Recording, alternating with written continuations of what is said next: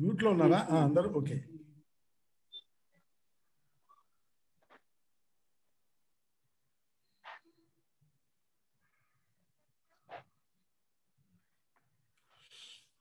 నిన్న మనం అరుణ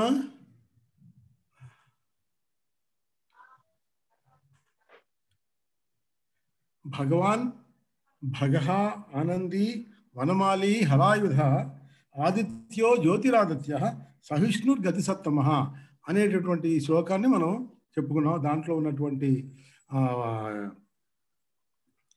ఆ పదాలు, ఆ విష్ణువు యొక్క నామాలు, వాటి యొక్క విశిష్టతల్ని మనం తెలుసుకున్నాం. ఇంకా తర్వాత శ్లోకం సుధన్వా ఖండ పరశుర్దారుణో ద్రవిణ ప్రద దివన్ స్మృక్ సర్వదృజ్ఞాసు వ్యాసో వాచస్పతిర్యయో నిహయ. అంటే ఇక్కడ సుధన్వుడు అంటే గొప్ప ధనస్సు కలివాడు. ధనస్సు అంటే ఇక్కడ ఇంకో కలజోడు ఉంటుంది, గొప్ప ధనస్సు అంటే ఇక్కడ శార్ంగం అనమాట. ఆయన యొక్క ధనస్సు యొక్క పేరు శార్ంగం.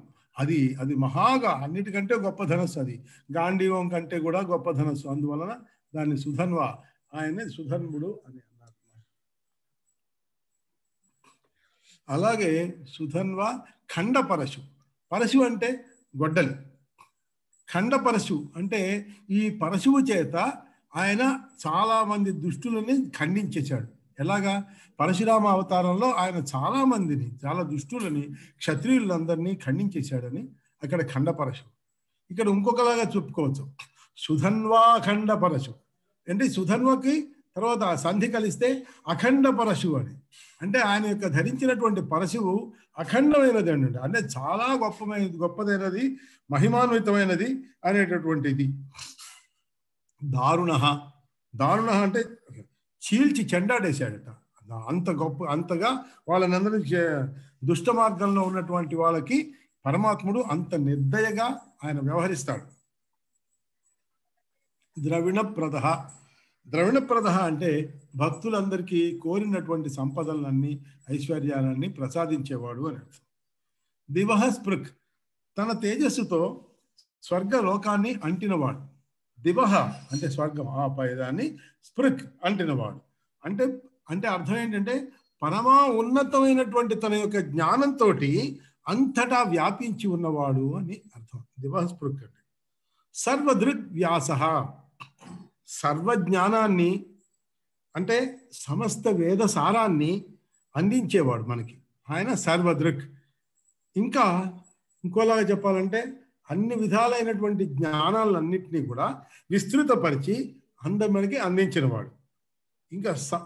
ఇంకా చెప్పాలంటే సమస్త జ్ఞానాలు కూడా తానే అయి ఉన్నవాడు. ఇంకా వేరే ఇంకెవరో జ్ఞానం, తనే జ్ఞానం అనమాట.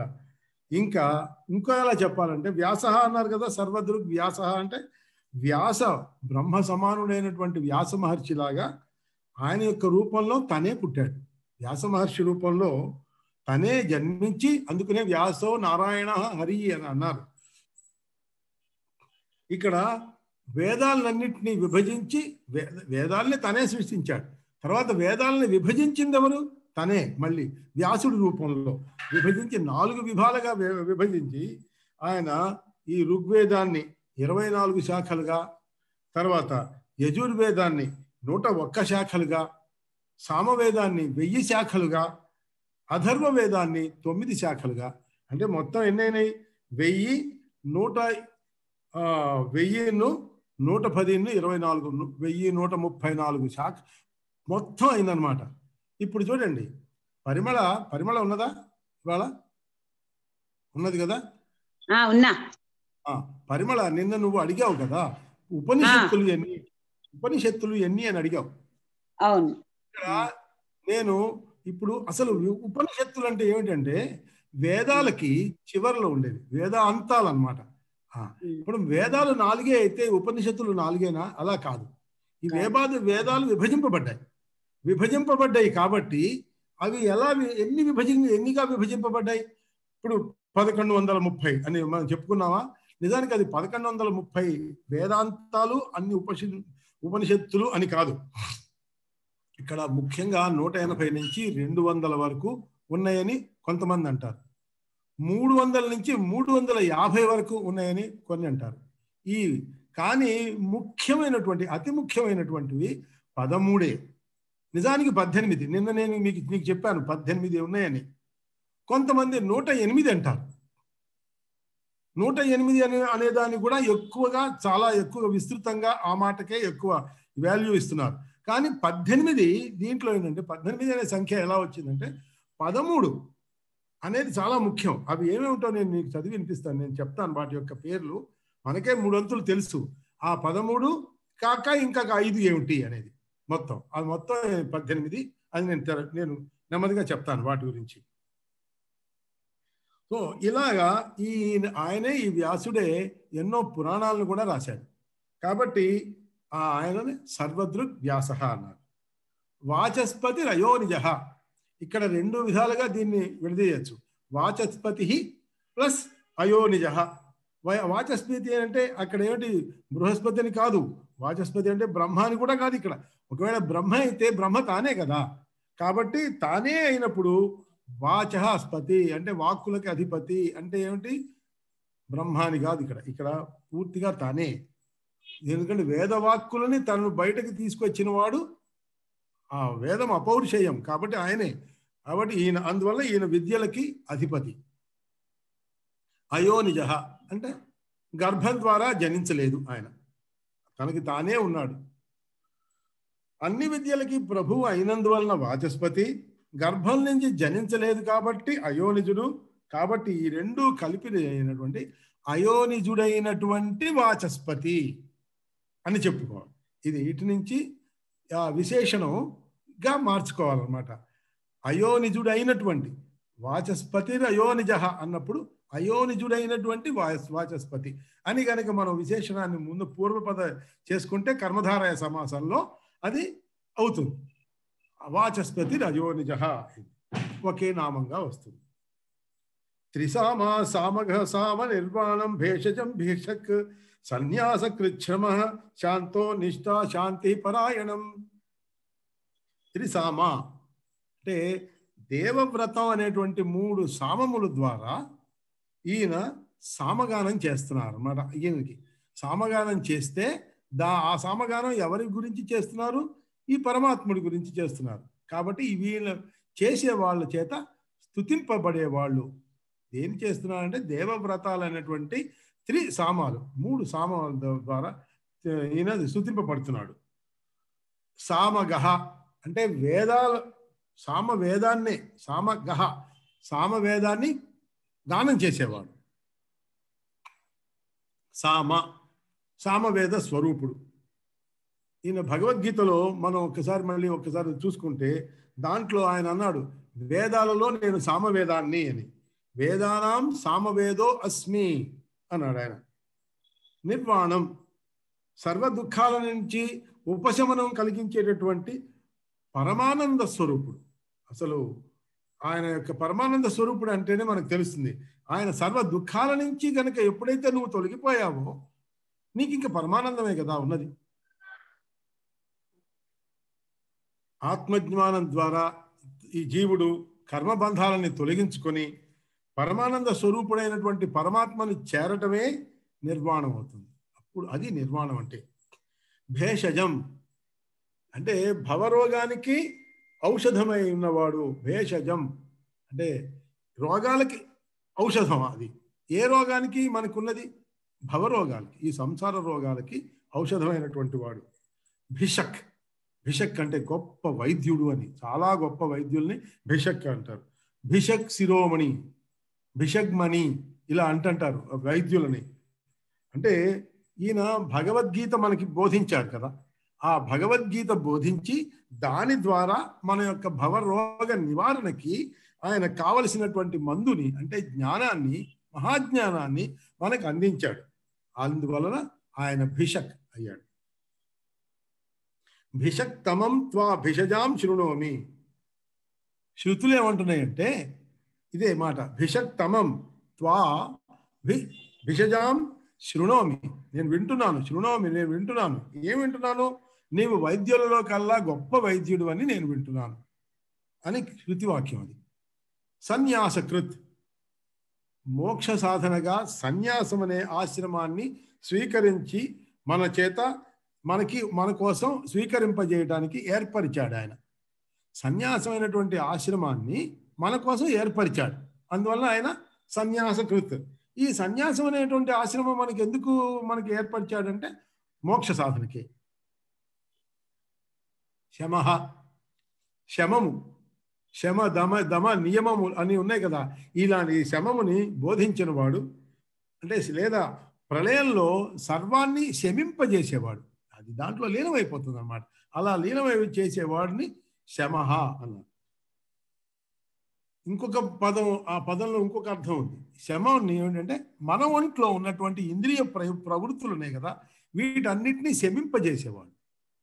మనం ఆయన్ని నమ్ముకుంటే ఆయన మన ఒంట్లో ఉన్నటువంటి ఈ ఇంద్రియ ప్రవృత్తులు ఉన్నాయి, ఇవి చాలా దారుణంగా మనల్ని పట్టి లాగేస్తుంటాయి, వాటన్నిటినీ చేసేవాడు భగవంతుడు.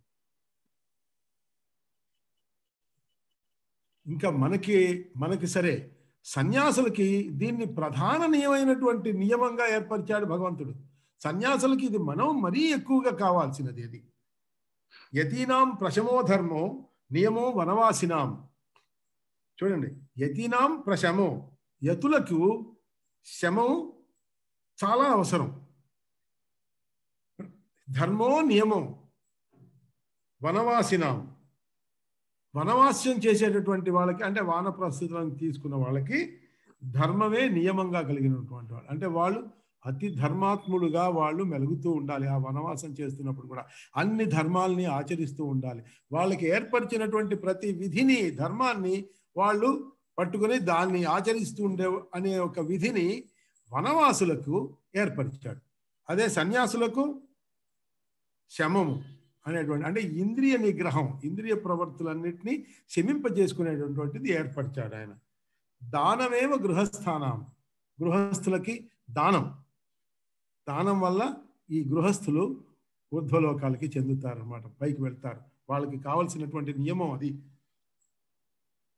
ఇలా భగవంతుడు మన ఈ 3 ఆశ్రమాలకి వాళ్ళు ఏర్పరిచినటువంటి నియమాలు. ఇంకా చివరిలో బ్రహ్మచారి. ఇక బ్రహ్మచారి ఏం చేస్తాడు?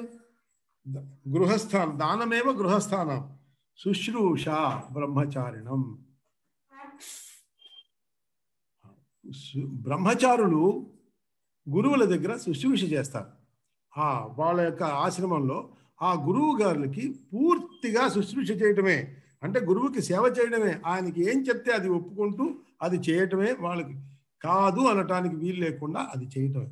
అదే బ్రహ్మచారులకు ఏర్పరిచినటువంటి నియమం. శాంత అంటే శాంత గుణ స్వరూపుడు ఆయన, ప్రశాంతుడు. ఎంతో ఆయన సర్వకాల సర్వావస్థల్లోనూ ఆయనకి క్రోధం అనేది లేదు, ఆయనకి చాలా సంయమనంతోనే ఉంటాడు ఆయన. అందువల్ల ఆయన శాంత అన్నారు. నిష్కలం నిష్క్రియం శాంతం. చూడండి, శ్వేతాశ్వరతర అనేటువంటి ఒక ఉపనిషత్తులో చెప్పబడిన వాక్యం ఏంటంటే, పరమాత్ముడు కాలాతీతుడు, నిష్కలం నిష్క్రియం శాంతం. కాలాతీతుడు, క్రియాతీతుడు, శాంత స్వభావుడు. నిష్ఠ, ప్రళయకాలంలో సర్వజీవులకి కూడా నిలయస్థానమై ఉన్నవాడు ఆయన నిష్ఠుడుగా అక్కడ ఉన్నాడు. ప్రళయకాలంలో అందరినీ లయం చేసుకుంటూ ఉన్నాడు. శాంతి, శాంతిని ప్రసాదించేవాడు. శాంతిని నీకు ఎలా ప్రసాదిస్తాడు అంటే, నీ యొక్క అజ్ఞానం కనుక నీలోంచి నశించిపోతే నీకు శాంతి లభిస్తుంది. నీకు శాంతి లేకపోవడానికి నీకు కారణం ఏంటి? నీలో ఉన్నటువంటి అశాంతి, అజ్ఞానం. ఈ అశాంతి ఎందుకు వచ్చింది? అజ్ఞానం వల్ల. ఈ అజ్ఞానాన్ని కనుక నువ్వు తొలగించుకోగలిగితే, అంటే నువ్వు ఎలా తొలగించుకోగలవు? భగవంతుడి యొక్క సహకారం వలన, ఆయన యొక్క అనుగ్రహం వలన నీ అజ్ఞానాన్ని నువ్వు పోగొట్టుకోగలిగితే దాంతో నీకు శాంతి ఏర్పడుతుంది. అది ఆ శాంతి నీకు ఇచ్చేవాడే ఆయన శాంతి. పరాయణం అంటే, పరాయణం అంటే పునరావృత్తి లేనటువంటి పరమోన్నత స్థానాన్ని గ్రహించిన వాడు ఆయన. ఇంకా మనకి మనం ఎన్నో జన్మలు ఎత్తి ఎత్తి ఎత్తి ఎత్తి మన యొక్క తపస్సులు అన్నీ చేసుకున్న తర్వాత మన అదృష్టం మన భగవంతుడి యొక్క కరుణ ఉంటే మనం అప్పుడు పునరావృత్తి రహితమైనటువంటి ఆ లోకాలకి మనం చేరుకోగలం. ఆయన ఆ పరమోన్నతమైనటువంటి స్థానంలో ఉన్నాడు, ఆయనే ఉన్నాడు అక్కడికి. ఆయన దగ్గరికే మనం చేరడానికి ప్రయత్నం చేస్తున్నాం. శుభాంగ శాంతిద స్రష్ట కుముద కువలేశయ గోహితో గోపతిర్గోప్త వృషభాక్షో వృషప్రియ. ఇక్కడ వృష అనే పదాన్ని మనం ఇంకొంతకు ముందు కూడా విన్నాం, మరొకసారి మళ్ళీ వింటున్నాం. వృష అంటే ధర్మం అని, శాంతి అని ఇవన్నీ ఉన్నాయి. ధర్మం చాలా ముఖ్యమైనటువంటి పదం ఇది. శుభాంగ అంటే శుభమైనటువంటి అంగములు కలిగినటువంటి వాడు, అంటే మంగళప్రదమైనటువంటి దేహాన్ని కలిగినటువంటి వాడు అని అర్థం. కానీ ఆయనకి దేహం ఉందా? లేదు కదా. లేనప్పుడు మనకి దేహం, మరి మంగళప్రదమైనటువంటి దేహం ఉందని మనం ఎలా చెప్తున్నాం అంటే మనం ఊహిస్తున్నాం. మనం ఎప్పుడు కూడా నిర్గుణ బ్రహ్మని మనం ఉపాసించలేము. ముందు మన యొక్క స్టేజ్ ఏంటి? మనం సగుణోపాతమైనటువంటి ఆ బ్రహ్మని ఉపాసిస్తుంటే ఆయనకి సగుణాలు అన్నీ ఉన్నప్పుడు దేహం కూడా ఉంది. ఆ దేహాన్ని మనం మన దృష్టిలో ఆయన ఏర్పరచుకున్నాం. ఆ దేహం శుభాంగము అంటే మంగళప్రదమైనది. అందుకని అది కూడా దాటి మనం ఉపాసన చేయగలిగితే అప్పుడు దీన్ని కూడా ఈ శుభాంగుడు అనేటువంటి పదం కూడా మనం దాటేసి ఇంకా ముందుకు వెళ్తాం. శాంతిదహ మనకి ఈ రాగద్వేషాలన్నీ ఏవీ లేనటువంటి శాంతిని మనకు ప్రసాదిస్తాడు ఆయన. స్రష్ట సృష్టి ప్రారంభంలో సకల భూతాలని అంటే మనల్ని అందరినీ అన్నిటినీ సృజించిన వాడు. జలము, పృథ్వీ, వాయు, ఆకాశం, ఇవన్నీ తేజము, వీటన్నిటిని కూడా ఆయన సృష్టించిన వాడు స్రష్ట. కుముదహ ఇక్కడ కు అంటే భూమి, కు అంటే కుచేష్టలు అలా అనుకోకండి, చెడ్డానికి అని కాదు. కు అనగానే కువలయము అనే పదం మీరు విన్నారు కదా, దాంట్లో కు అంటే భూమి అని అర్థం, భూవలయము అని అర్థం. ఇక్కడ ఈ కు ముదహ అంటే ఆనందం, ఎంతో ముదాన్ని పొందారంటాం కదా. ముద అంటే ఏమిటి? ఆనందం. అంటే భూమి నుంచి ఈయన ఆనందం పొందుతాడు. ఎట్లా పొందుతాడు? భూమి నుంచి ఈయన ఆనందం పొందటానికి ఆయన భూపతి కదా. ఒకటి వరాహ రూపంలో ఆయన భూమిని ఉద్ధరించి ఆ భూమి ద్వారా ఈయన ఆనందం పొందాడు కాబట్టి ఈయన భూపతి. ఈయన కుముదహ. కువలేశయ ఇక్కడ వలయము అన్నా ఒకటే, వలము వల అన్నా ఒకటే. రెండు పదాలకి అర్థం నానార్థాలు ఉన్నాయి, ఒకటే అర్థం రెండిటికి కానీ ఉన్నది. అది కు అంటే భూమి అని చెప్పుకున్నాం కదా. దీని చుట్టూ ఏముంది? జలం ఉంది, ఆ నీళ్లు ఉన్నాయి కాబట్టి దీన్ని కువలం అన్నారు. ఈ నీటిలో శయనించేవాడు ఈ పరమాత్ముడు. ఈయనే కువలే శయుడు. కువలేశ అనకూడదు, కువలే శయుడు, కువలంలోకి శయనించేవాడు అని అర్థం. ఇంకొకటి కువలం అంటే ఇంకొక అర్థం ఉంది, పాము అని. మరి ఈ పాము ఎక్కడి నుంచి వచ్చింది ఇక్కడ? ఈ పాము పొట్ట మీద ఈయన పడుకుని ఉంటాడు. ఆదిశేషుడు ఈ నీళ్లలో మీద ఆయన ఉన్నాడు కదా. క్షీరసాగరంలో ఆదిశేషుడు ఉంటే చుట్టలు చుట్టుకుని ఆయన ఉంటే ఆ చుట్టలు చుట్టుకున్నవే ఆయన పొట్ట, ఆదిశేషుడు యొక్క పొట్ట. ఆ పొట్ట మీద ఈయన పడుకుని ఉన్నాడు కాబట్టి ఆయన కువలే శయుడు అయ్యాడు. ఇక్కడ మరొక అర్థం కూడా చెప్పుకుందాం. కువలం అంటే బదరీ ఫలం, అంటే రేగిపండు. అసలు దీంట్లో ఈ పదానికి అర్థం చూసుకుంటే మనం ఎంత దూరం వెళ్తామంటే కువలే శయ అంటే రేగిపండులో ఉన్నాడు. రేగిపండులో ఎప్పుడున్నాడు ఈయన? పరీక్షిత్ మహారాజుని చంపడం కోసం తక్షకుడు ఈ చిన్నదైనటువంటి రేగిపండులో ఒక సూక్ష్మ క్రిమిలాగా ఏర్పరచుకుని దాంట్లో ఉన్నాడు. ఇక్కడ ఈ తక్షకుడుగా మారినటువంటి వాడు ఎవడు? భగవంతుడే. ఎందుకయ్యా ఈ భగవంతుడు ఇలాంటి పనులు ఎందుకు చేస్తున్నాడు? తక్షకుడికి సహాయం చేయటం ఏంటి అని అంటే ఇక్కడ తక్షకుడు కాదు ఇక్కడ ముఖ్యం. ఇక్కడ తక్షకుడు అనేటువంటి ఈ కద్రువదేవి యొక్క కొడుకు. ఆ పాము చెడ్డవాడైనటువంటి పాము కాదు అని అనుకోకండి. తక్షకుడు ఎవరయ్యా అంటే శ్రీమన్నారాయణమూర్తి. ఆయన ఎందుకు అక్కడికి రావాల్సి వచ్చింది అంటే అక్కడ ఆ శృంగి అనేటువంటి మహర్షి కొడుకు ఆయన ఇచ్చిన శాపాన్ని నిజం చెయ్యాలి. ఈ వాళ్ళకు వచ్చినటువంటి శాపాలు, వాళ్ళు శాపం ఇచ్చారంటే వాళ్ళు ఎంతో మహత్యం కలిగినటువంటి వాక్కు కాబట్టి మహర్షి యొక్క శాపం అంటే అది ఒక వేదవాక్కులాగా దాన్ని తప్పనిసరిగా చేసి తీరాలి. అందువలన ఆయన తక్షకుడిగా తను మారి ఆ తక్షకుడిలో ప్రవేశించి ఆ సూక్ష్మ క్రిమి అయ్యి ఆ బదరీ ఫలంలో ఉండి ఆ పరీక్షిత్ మహారాజుకి ఆయన యొక్క మృత్యువుకి కారణమయ్యాడు. అందుకని అక్కడ కువలం అన్నా కూడా బదరీ ఫలం, ఆ బదరీ ఫలంలో శయనించాడు లోపల. సరే, కువలేశయ అనే ఒక పదానికి ఇంకా ఇవన్నీ చెప్పాను, ఇంకా ఎన్ని ఉన్నాయో మనకి భగవంతుడే మనకి చెప్తే మనకి తెలుసుకుంటాం మనం ఇవన్నీ. గోహిత, గోవులకి హితాన్ని చేర్చేవాడు. ఎట్లా గోవులకి హితాన్ని చేర్చాడు? గోపాలుడు కదయ్యా ఆయన ఎవరు? ఆయన శ్రీకృష్ణ పరమాత్ముడిగా గోపాలుడిగా ఉన్నప్పుడు ఆ గోవులన్నిటికీ ఎంత హితాన్ని చేకూర్చాడు. ఇంకా ఎలా చేకూర్చాడు? గోవర్ధన గిరి, ఆ గిరి మీద ఆయన యొక్క చిటికిన వేలు మీద గోవర్ధన గిరిని ఎత్తి గోవుల్ని గోపాలుడిని అందరినీ ఆయన కాపాడాడు. అక్కడ మరి గోహితుడు అవలేదా? ఆయన అయ్యాడు కదా. అందువలన ఆయన గోహితుడు అయ్యాడు. కృష్ణావతారంలో ఆయన చేసిన యొక్క పని అది. గోపతి, ఇక్కడ గో అంటే భూమి, భూమికి ప్రభువు, గోవులకి కూడా ప్రభువే ఆయన. గోపాలుడు, గోవుల్ని పాలించేవాడు ఆయన. గోప్త, జగత్తుని రక్షించేవాడు.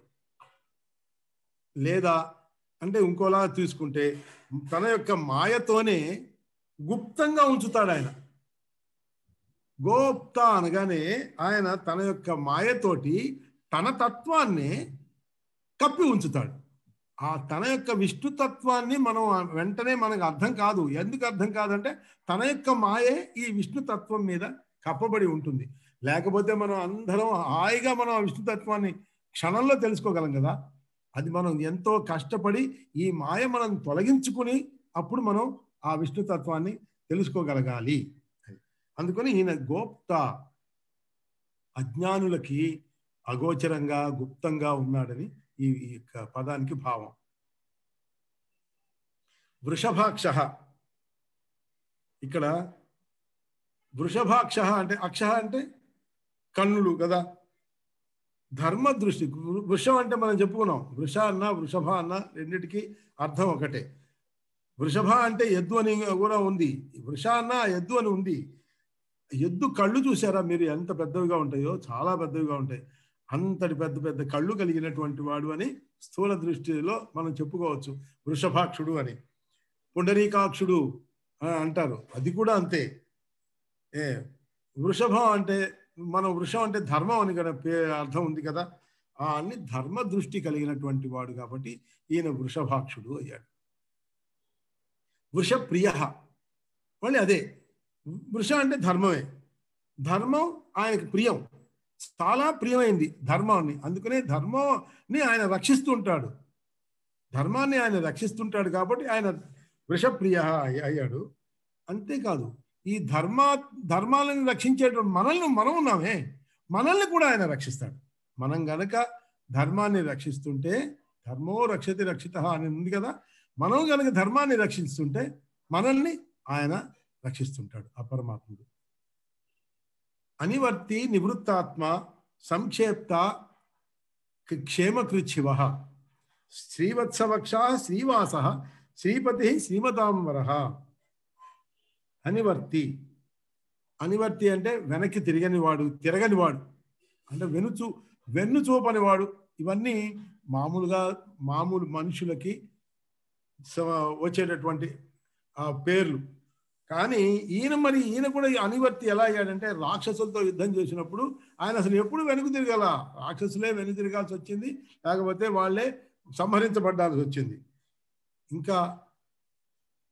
ఇంకొక చెప్పాలంటే ధర్మానికి ఆయన ఎంతో ప్రియుడు అని చెప్పుకున్నాం కదా, కాబట్టి ధర్మాన్ని నుంచి ఆయన వెనుక తిరగడు, కాబట్టి కూడా ఆయన అనివర్తి. నివృత్తాత్మ, స్వభావ సిద్ధంగా అన్ని విషయ వాసనల నుంచి, ఇంద్రియాల నుంచి మన యొక్క మనస్సుని మరలించేవాడు కాబట్టి ఆయన నివృత్తాత్మ.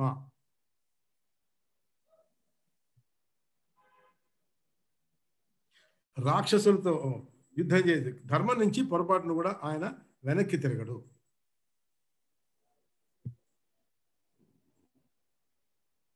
సంక్షేప్మ సంక్షేప్త సంక్షేప్త అంటే మనకి అర్థం తెలుసు. సంక్షేపం అంటే తక్కువ అని, చిన్నది అంటే సూక్ష్మం అని, బాగా సూక్ష్మీకరింపబడింది అని అర్థం. అంటే ప్రళయకాలంలో ఈ విశాలమైనటువంటి విశ్వం ఉందే, విశ్వాన్ని అంతటినీ ఆయన సూక్ష్మీకరించాడు. సూక్ష్మీకరించి ఇక్కడ రెండు విధాలుగా చెప్తారు. ఆ రెండు విధాలుగా నేను విన్నది చెప్తున్నాను. ఏమిటంటే ఆ విశాల దీన్ని మొత్తం తన లయం చేసేసుకుంటాడు. అంటే లేకుండా చేసేవాడు, నాశనం చేసేసేవాడు. అది ఒక అర్థం. ఆయన ఆ మొత్తాన్ని సూక్ష్మీకరించేసి అతి సూక్ష్మ అణువులాగా చేసి తనలోనే ఉంచుకుంటాడు. అది రెండు విధంగా ఆయన ఈ పదానికి మనం అర్థం చెప్పుకోవాలి. సూక్ష్మ క్షేమకృత్ అంటే ఆశ్రయించేవారి యొక్క అందరి క్షేమాల్ని చూసేవాడు, బాగోగుల్ని గమనించేవాడు, చూసేవాడు. శివుడు అంటే తన యొక్క నామస్మరణ చేతనే ఆయన మనకు అందరికీ శుభం కలిగించేవాడు. బోళాశంకరుడు అన్నామే, ఆ బోళాశంకరుడు ఎవరో ఈయనే. ఆ శంకర తత్వంలో ఉన్నప్పుడు ఆయన బోళాశంకరుడు, లేకపోతే ఆయన మహావిష్ణువు అయినటువంటి తను విష్ణు తత్వంలో ఉన్నప్పుడు విష్ణువు. శ్రీవత్స వక్ష తన యొక్క వక్షం మీద, వక్షస్థలం మీద శ్రీవత్సం అనేటువంటి ఒక మచ్చ, చిన్న పుట్టుమచ్చ లాంటిది ఒకటి ఉంటుంది. ఆ మచ్చని శ్రీవత్సం అంటారు. అది కలిగినటువంటి వాడు, వక్షస్థలంలో మీద కలిగినటువంటి వాడు. శ్రీవాస అంటే శ్రీ అంటే మహాలక్ష్మీదేవి, ఆ లక్ష్మీదేవిని తన యొక్క నివాస స్థానంగా ఉంచుకున్నవాడు. శ్రీపతి లక్ష్మీదేవికి పతి. అట్లా లక్ష్మీదేవికే కదా, శ్రీ అంటే శక్తి అని కూడా ఒక అర్థం ఉంది. శ్రీ అంటే శక్తి. ఏ శక్తి? పరాశక్తి. చిన్న చిన్న శక్తులు కాదు, ఆ పరాశక్తికే ఈయన పతి. ఇక్కడ ఈ పరమాత్మ యొక్క పరాశక్తి అతి బహుముఖమైనటువంటిది అనమాట. చాలా విడిగా ఉంటుంది. ఇక లక్ష్మీదేవి అనే అర్థం తీసుకునేటప్పుడు ఆ క్షీరసాగరాన్ని మధించినప్పుడు పుట్టినటువంటిది, జన్మించినటువంటి ఆ శ్రీ మహాలక్ష్మి చుట్టూతో అటు ఇటు చూసిందిట. చూస్తే అందరి యొక్క దృష్టిలు తన వైపు అట్లా ఒక విధమైనటువంటి లోల దృష్టిలతో కనబడ్డాయిట. ఒక్క శ్రీ మహావిష్ణువు యొక్క మాత్రమే అలా చూడకుండా నిర్వికారంగా ఉన్నట్ట. ఇతడే నా యొక్క ప్రభువు, నేను ఈయన్ని మాత్రమే నేను వరిస్తాను అని ఆ శ్రీ మహాలక్ష్మి అప్పుడు నారాయణుడిని వరించింది. అప్పటి నుంచి ఆయన లక్ష్మీనారాయణుడు అయ్యాడు. శ్రీమతాం వరహ బ్రహ్మాదులందరికంటే కూడా ఉత్తమమైనటువంటి వాడు ఆయన. బ్రహ్మాదులందరికంటే బ్రహ్మాదులు వీళ్ళందరూ కూడా శ్రీమతులు, అంటే చాలా గొప్పవాళ్ళు, మహా ఉన్నతమైనటువంటి వాళ్ళు. ఎందువలన? ఋగ్, యజుస్, సామ ఈ వేదాలు ఉన్నాయే, ఇవన్నీ కూడా ఈ బ్రహ్మ తన యొక్క సంపదగా కలిగి ఉన్నాడు కదా. శ్రీమత్త ఆయన కలిగి ఉన్నాడు. అట్లాంటి ఆయన కంటే కూడా, ఎందుకు ఆయన కంటే కూడా అని ఎందుకు చెప్తున్నాం మనం? ఎందుకు చెప్తున్నాం అంటే ఈ వేదాలు ఆయనకి ఇచ్చింది ఎవరు? అనే మహావిష్ణువే. కాబట్టి ఆ బ్రహ్మ కంటే ఉన్నతమైనటువంటి స్థానంలో ఉన్నవాడు ఆ మహావిష్ణువు. మహోన్నతమైనటువంటి వాడు ఆయన. రుచః సామాని యజుగుంషి సాహి శ్రీరమృత సతాం. అందుకని రుక్కులు, యజస్సులు, సామములు అనేటువంటి త్రివిధ రూపములు గలటువంటి విద్యయే సజ్జనులకు ఉండే శ్రీ. అందరికీ ఉండేటటువంటి మంచి మనకి సంపద. ఆ సంపద ఏమిటి? ఆ శ్రీ ఏమిటి అంటే ఈ వేదాల సారమే, ఈ వేదాలే.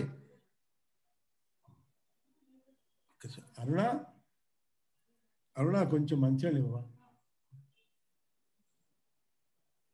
శ్రీధః శ్రీశః శ్రీనివాసః శ్రీనిధిః శ్రీవిభావనః శ్రీధరః శ్రీకరః శ్రేయః శ్రీమాన్ లోకత్రయాశ్రయః. ఈ శ్రీ శబ్దంతో ఆయనకి ఉన్నటువంటి ఎన్ని పేర్లు ఉన్నాయో చూడండి. విష్ణు వీళ్ళకి శ్రీధః అంటే శ్రీని ఇచ్చేవాడు. అంటే ఈ భక్తులకి ఎవరికి ఇస్తాడు? భక్తులకి ఈ సంపదని ప్రసాదించేవాడు.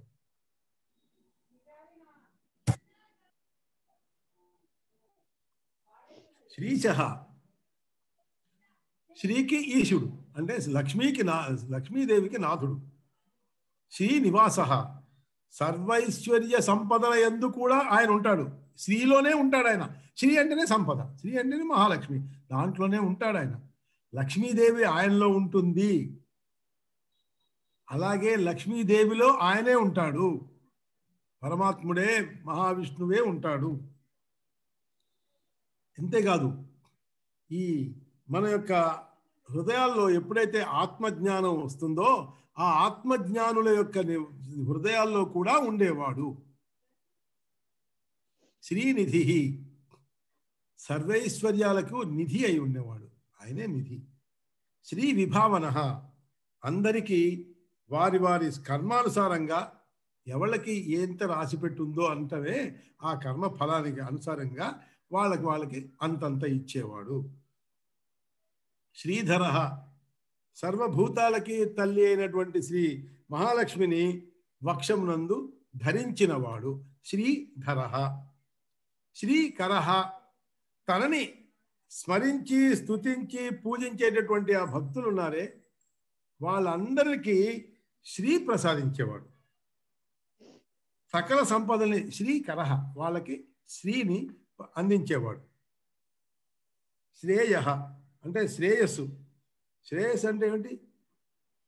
శాశ్వతమైనటువంటి సుఖప్రాప్తి కంటే మనకి శ్రేయస్సు ఇంకెక్కడైనా ఉందా? అదే కదా. అదే తన యొక్క రూపంగా స్వరూపంగా కలిగినటువంటి వాడు. శ్రీమాన్, సకల స్త్రీలు కలిగినవాడు. సకల స్త్రీలు అంటే స్త్రీలన్నీ ఏమిటి? శక్తి, సద్గుణం, సౌందర్యం, ఇవన్నీ కలిగినటువంటి వాడు ఆయన.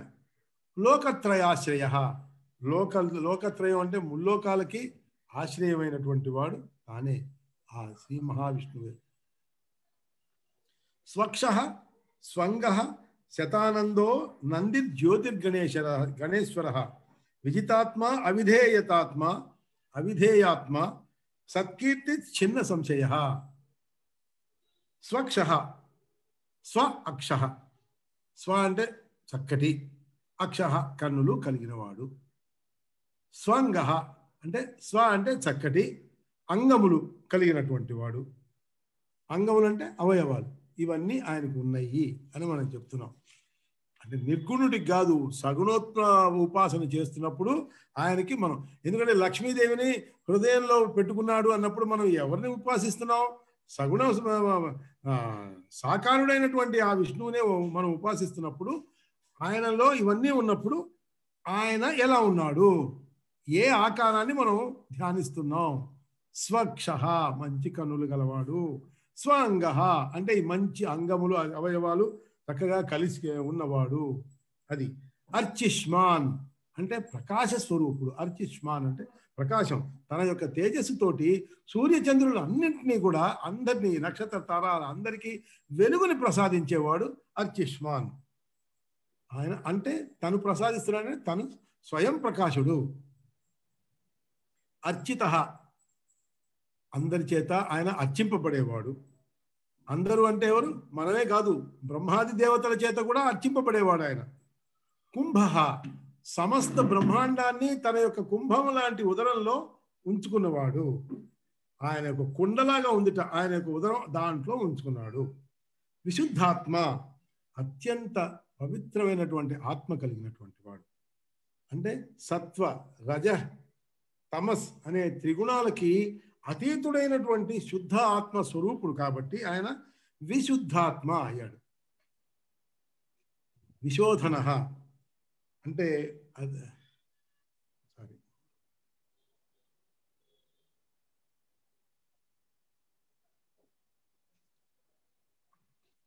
పాపాలని నశింపజేసి విశుద్ధులుగా చేసేవాడిని విశోధనుడు అన్నారు. అంటే ఎలా చేస్తాడు? మనం స్మరించినంతటినే మన పాపాలను పోగొడతాడు. మనం గాఢంగా పూర్తిగా మనశుద్ధిగా మనం ఆయన స్మరిస్తే